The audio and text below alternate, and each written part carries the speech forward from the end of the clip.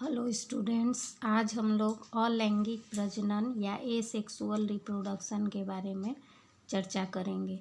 तो ये जो अलैंगिक प्रजनन है वो प्रायः साधारण तरह के जो जीव हैं उनमें होती है यह क्रिया, और इसमें गैमिट्स का फॉर्मेशन, गैमिट्स का निर्माण बिना हुए ही प्रजनन की क्रिया होती है। तो यह प्रजनन की वह विधि है जिसमें नए जीव का निर्माण या उत्पत्ति बिना गैमिट्स के बने, बिना गैमिट्स के संयुक्त हुए ही होती है। और चूंकि इसमें गैमिट्स का ज़रूरत नहीं होता है, इसलिए एक ही पेरेंट्स के द्वारा, यानी मेल और फीमेल दोनों अलग अलग, ज़रूरत नहीं होता है, एक ही पेरेंट के द्वारा यह क्रिया अलैंगिक प्रजनन की हो जाती है। और चूंकि इसमें फ्यूज़न का नहीं होता है गैमेट्स का, इसलिए इसमें विभिन्नता भी, वेरिएशन भी, जो नया जीव उत्पन्न होता है उसमें नहीं होता है। तो कैसे एक ही जीव द्वारा अलैंगिक प्रजनन की क्रिया हो जाती है वो हम लोग इसके प्रकार में देखेंगे कि किस किस प्रकार से होती है। तो एसेक्सुअल रिप्रोडक्शन या अलैंगिक प्रजनन जो है वो क्रिया 5 प्रकार से हो सकती है। देखो हम लोग देखेंगे बारी बारी से। फर्स्ट क्या है? विखंडन द्वारा। विखंडन भी 2 प्रकार का होगा, द्विविखंडन और बहुविखंडन। दूसरा क्या है? मुकुलन द्वारा। तीसरा है अपखंडन या बाइफ्रैगमेंटेशन। 4 है पुनर्जनन या रीजेनरेशन। और 5वां है स्पोर द्वारा, बाई स्पोर्स। तो बारी बारी से हम लोग एक एक देखेंगे अलैंगिक प्रजनन किस किस प्रकार से, कैसे जीव में होता है। तो फर्स्ट है विखंडन द्वारा या बाइफिजन इसको बोलते हैं। इसमें क्या होता है कि विखंडन मतलब क्या होता है? टूटना या बंटना। तो ये प्रायः एक कोशिकीय जीवों में ही देखा गया है। और इसमें क्या होता है कि शरीर जो है जीव का वो 2 भाग में बंट जाता है या 2 से ज़्यादा भाग में। किस प्रकार बंटता है? अगर 2 भाग में बंट रहा है जीव का शरीर तो उसको क्या बोलेंगे? द्विविखंडन। और अगर 2 से ज़्यादा जीव का निर्माण हो रहा है तो उसको क्या बोलेंगे? बहुविखंडन। तो दोनों हम लोग देखेंगे। विखंडन 2 प्रकार से, द्विविखंडन भी और बहुविखंडन भी।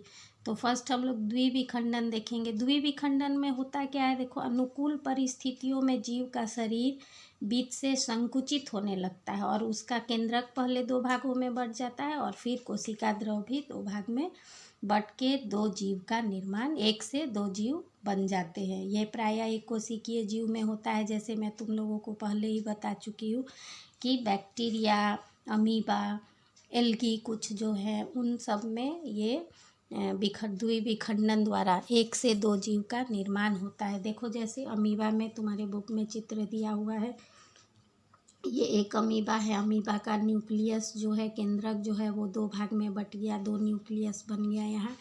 और दोनों फिर अलग अलग कोशिका द्रव के साथ बीच से देखो कॉन्स्ट्रिक्शन हुआ और दोनों एक एक न्यूक्लियस दोनों जीव में चला गया। इस प्रकार 2 अमीबा का निर्माण हुआ। इसको क्या बोलेंगे? 1 से 2 अगर जीव की उत्पत्ति होगी तो क्या बोलेंगे? द्विविखंडन। और कभी कभी बहुविखंडन भी देखा जाता है। बहुविखंडन में क्या होता है कि जब प्रतिकूल स्थिति रहती है कभी कभी, तो अमीबा, पैरामीशियम ये क्या करते हैं? अपने चारों ओर एक वॉल, मोटी वॉल या सिस्ट बना लेते हैं और इसका न्यूक्लियस जो है, न्यूक्लियस एक होता है, वो कई भागों में बट के बहुत सारे न्यूक्लियस बना लेते हैं, बहुत सारे केंद्रक बना लेते हैं। और केंद्रक फिर थोड़ा थोड़ा कोशिका द्रव के साथ कई रचना बना लेता है। और जब ये अनुकूल स्थिति आती है तो ये सिस्ट जो है, ये वाल जो है वो फटने लगता है और जो इसके अंदर रचनाएं बनी थी, एक कोशिकीय रचना, वो बाहर निकल के और फिर से नए जीव की कई जितनी रचनाएं बनी है वो सारे एक एक नए जीव के रूप में। तो यहाँ देख रहे हैं हम लोग द्विविखंडन में क्या देखे थे? 1 से 2 बना और यहाँ पे बहुत सारे जीव बनेंगे। तो इस प्रकार विखंडन द्वारा एसेक्सुअल रिप्रोडक्शन, अलैंगिक प्रजनन होता है। दूसरा क्या विधि है? मुकुलन। मुकुलन या बाई बर्डिंग। तो इसमें क्या होता है? कई जंतु जो है, सभी में नहीं होगा, कुछ सिंपल टाइप के जो जीव है जंतु हैं उनमें क्या होता है, उनके शरीर पर बर्ड जैसी, कली जैसी रचनाएं उभर आती है, जो पूर्ण वृद्धि करने के बाद बॉडी से अलग होके और नए जीव की उत्पत्ति कर लेते हैं। जैसे हाइड्रा, ईस्ट, स्पंज, इन सबों में ऐसा होता है। देखो अभी हम लोग चित्र में भी देखेंगे। ये जो हाइड्रा है, हाइड्रा में देखो, हाइड्रा का पौधा है, हाइड्रा का जीव है, पौधा नहीं सॉरी, और उसमें क्या हुआ है, ये बर्ड जैसी रचना निकली है। बर्ड जो है वो बड़ा हुआ और बड़ा हुआ, और उसके बाद देखो यहाँ बॉडी से अलग होके और फिर एक नए जीव की उत्पत्ति कर लिया। अब ये वृद्धि करके एक वयस्क जीव बन जाएगा। तो देख रहे हो, एक जीव से दो जीव, एक जीव से दो जीव की उत्पत्ति हो गई।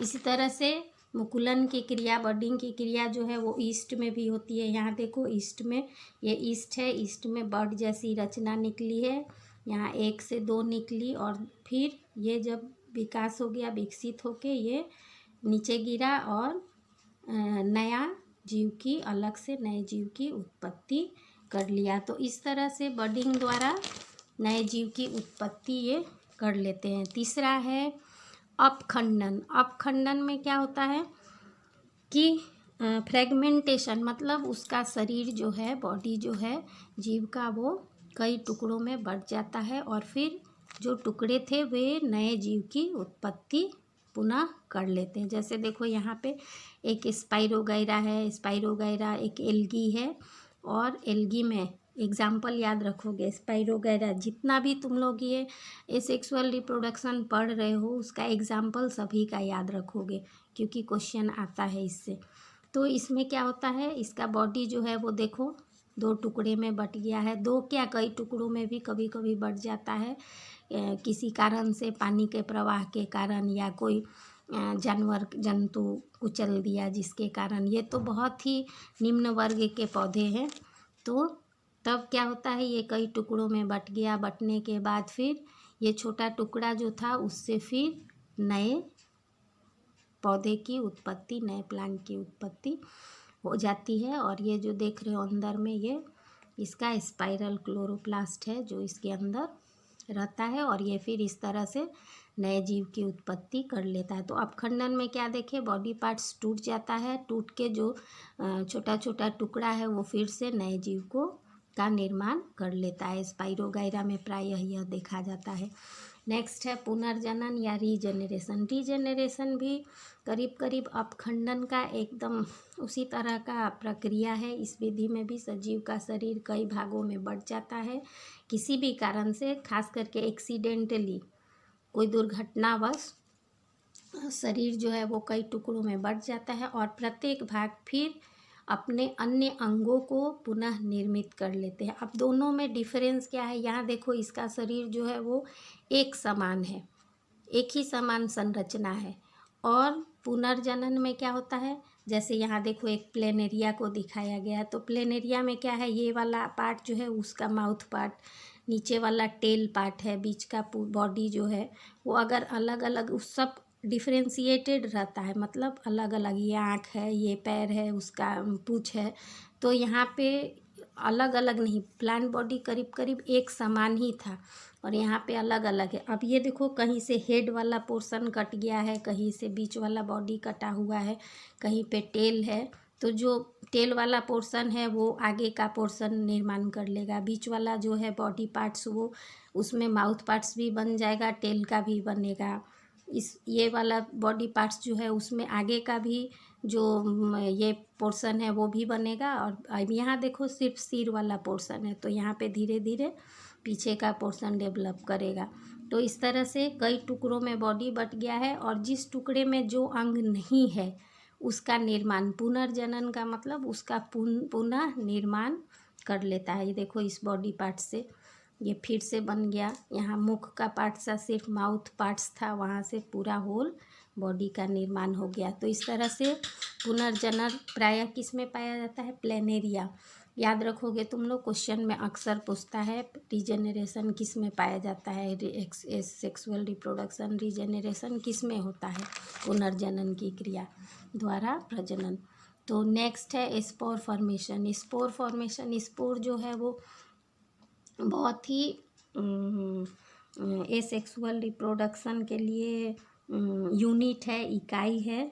किसमें? अपुष्पक पौधों में। अपुष्पक पौधे जिसमें फूल नहीं लगते हैं, वैसे पौधों में एसेक्सुअल रिप्रोडक्शन और लैंगिक प्रजनन के लिए स्पोर्स या बीजाणु एक कोशिकीय इकाई के रूप में हम लोग जानते हैं, और इसी के द्वारा प्रजनन की क्रिया, स्पोर्स या बीजाणु के द्वारा ही इनमें प्रजनन की क्रिया हो जाती है। जैसे बैक्टीरिया है, फंगस है, कुछ एल्गी है, उनमें स्पोर्स का गठन होता है और उनके द्वारा ही कभी कभी प्रतिकूल परिस्थितियों से बचाव के लिए भी ये स्पोर्स निर्मित कर लेते हैं।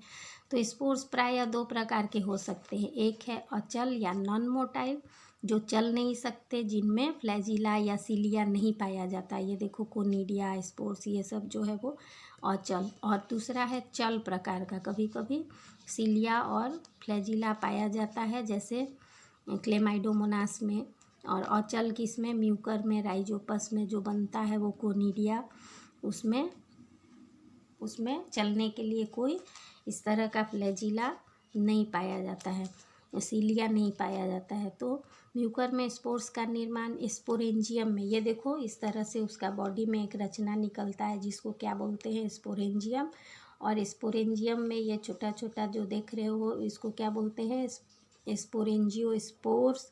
और जब ये स्पोरेंजियम फटता है तो ये स्पोरेंजियोस्पोर्स जो है वो स्पोर्स बाहर निकल जाते हैं, और बाहर निकल के जब प्रतिकूल स्थिति आती है तो अंकुरित होकर नए पौधे का निर्माण कर लेते हैं। ये किस में होता है? म्यूकर में। और क्लेमाइडोमोनास जो एक एल्गी है, उसमें क्या होता है कि कोशिका जो है, ये क्लेमाइडोमोनास है, उसमें कोशिका जो है उस विभाजित होकर कई कोशिकीय रचना 2, 4, 8, 16 कोशिकीय रचना बनाते हैं, और प्रत्येक में 2-2 सीलिया, ये देख रहे हो ना, पतला पतला सीलिया निकल आता है जी। और प्रत्येक रचना को क्या बोलते हैं? जू स्पोर। ये जो एक एक रचना है उसको क्या बोलते हैं? जू स्पोर। तो ये शुरू में स्वतंत्र रूप से, ये जब फटता है तो ये बाहर निकल के स्वतंत्र रूप से तैरने लगते हैं और फिर एक नए जीव का विकास कर लेते हैं। तो इस प्रकार नया शरीर इनका बन जाता है। तो इस प्रकार हम लोग देखिए अलैंगिक प्रजनन कितने प्रकार से होता है। 5 प्रकार अभी हम लोग देखें। अब देखेंगे अलैंगिक प्रजनन क्रिया का क्या महत्व है। तो अलैंगिक प्रजनन क्रिया जो है वो एक जीव के द्वारा ही संपन्न हो जाती है, इसमें 2 जीव की ज़रूरत नहीं होती है। दूसरा क्या है? इससे उत्पन्न जीवों का अपने माता पिता से काफ़ी समानता होती है, जिससे विभिन्नता नहीं होती, क्योंकि ये अपने देखें हम लोग, इसमें कोई गैमिट का फॉर्मेशन, कोई फ्यूज़न, कोई निषेचन क्रिया नहीं हुई है, इसलिए ये तुरंत सिर्फ अपने प्लांट बॉडी से या जीव के बॉडी से तैयार हुए हैं, इसलिए इसमें कोई विभिन्नता नहीं देखी जाती। इस क्रिया द्वारा कभी कभी जीव प्रतिकूल परिस्थितियों से भी अपनी सुरक्षा कर लेते हैं। 4 नंबर क्या है? जिन जीवों में लैंगिक प्रजनन नहीं हो पाता है उनमें इसी विधि द्वारा यानी अलैंगिक विधि द्वारा ही प्रजनन क्रिया करके अपने वंश को का वृद्धि कर लेते हैं जीव। और लास्ट क्या है? इस विधि द्वारा कम समय में अधिक से अधिक संतान यानी तीव्र गति से ये होने वाली प्रक्रिया है। तो सेक्सुअल रिप्रोडक्शन या अलैंगिक प्रजनन यहीं तक। नेक्स्ट हम लोग लैंगिक प्रजनन के बारे में पढ़ेंगे। तो लैंगिक प्रजनन क्या है? लैंगिक प्रजनन की वह विधि है जिसमें नए जीव का निर्माण 2 विशेष प्रकार की जनन कोशिकाओं, यहाँ पे जनन कोशिकाओं की ज़रूरत होती है नर और मादा गैमेट्स प्रोड्यूस करने के लिए, नर और मादा गैमेट्स का निर्माण करने के लिए। और इन गैमेट्स में संयोग होता है, फ्यूज़न होता है या फर्टिलाइजेशन होता है, और जिसके कारण उससे नए जीव की उत्पत्ति होती है। कैसे होती है ये हम लोग अभी देखेंगे। तो यहाँ हम लोग क्या देख रहे हैं कि यहाँ पे निर्माण करने के लिए, रिप्रोडक्शन करने के लिए 2 विशेष प्रकार की जनन कोशिका यानी 2 जीव की, एक नर और दूसरा मादा, दोनों की ज़रूरत होती है। मतलब दोनों पेरेंट्स यहाँ पे इन्वॉल्व होते हैं।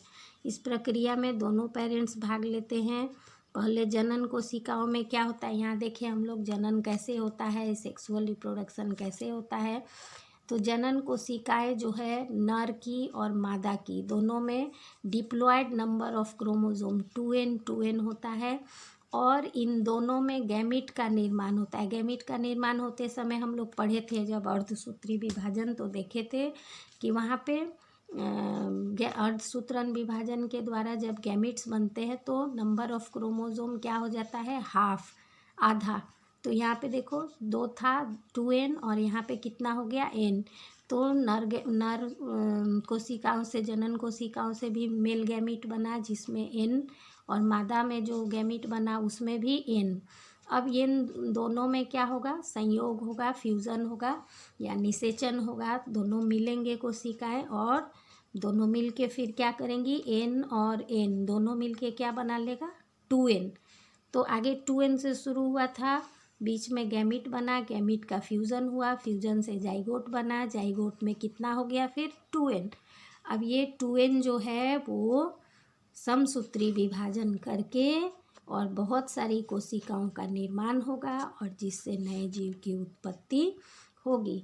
तो ये संपूर्ण सेक्सुअल रिप्रोडक्शन का प्रोसेस है जो हम लोग देखेंगे, खास करके किसमें, पौधों में किस प्रकार से होती है। पौधों में लैंगिक जनन के दौरान जाइगोट का बनना या गैमेट्स का फ्यूजन 2 प्रकार से हो सकता है।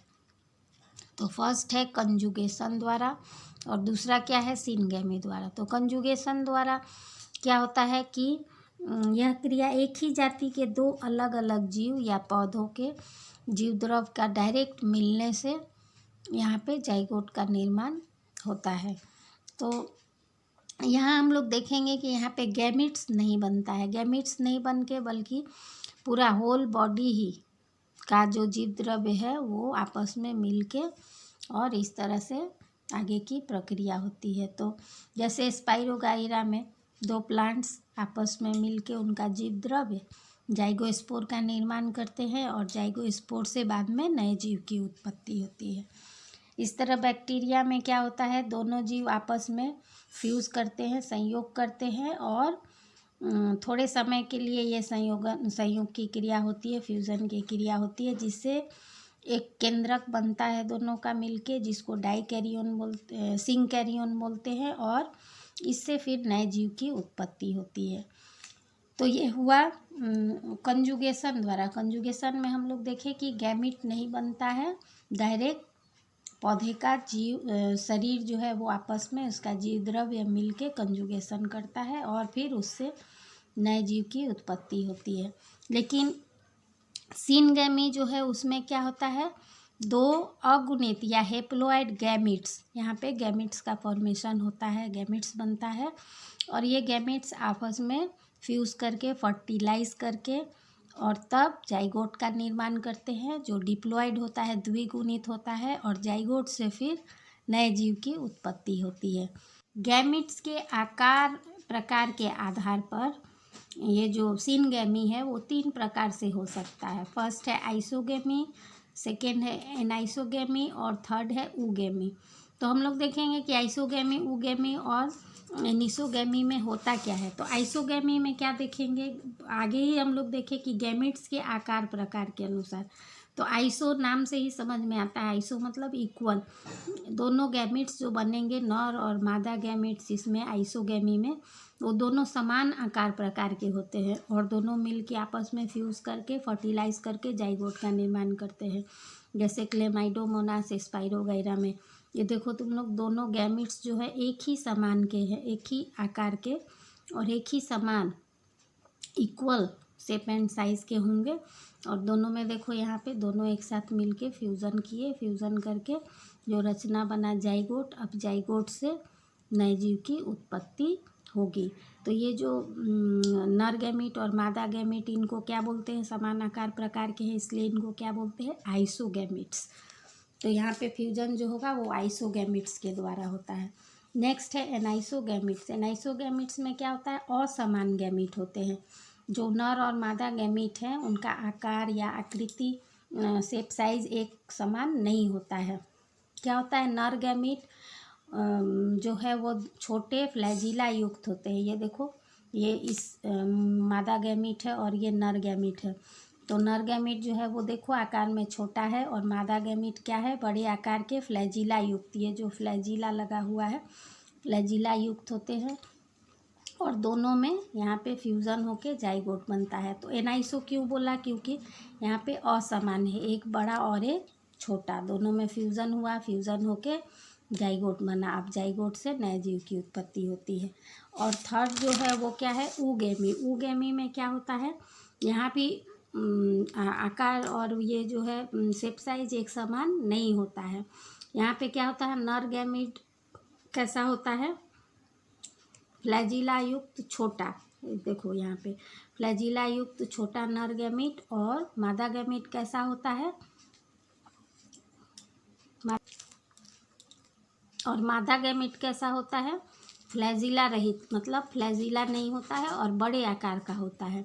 दोनों में फ्यूज़न होता है, दोनों देख रहे हो ना, एक फ्लैजिला युक्त और छोटा, दूसरा क्या है बिना फ्लैजिला के और गोल बड़ा, साइज़ बड़ा है इससे, दोनों में फ्यूज़न हुआ, फ्यूज़न के बाद जाइगोट बना, जाइगोट से नए जीव की उत्पत्ति होती है। तो नेक्स्ट हम लोग टॉपिक देखेंगे कि सपुष्पक पौधों में सेक्सुअल रिप्रोडक्शन या लैंगिक प्रजनन फ्लावरिंग प्लांट्स में कैसे होता है।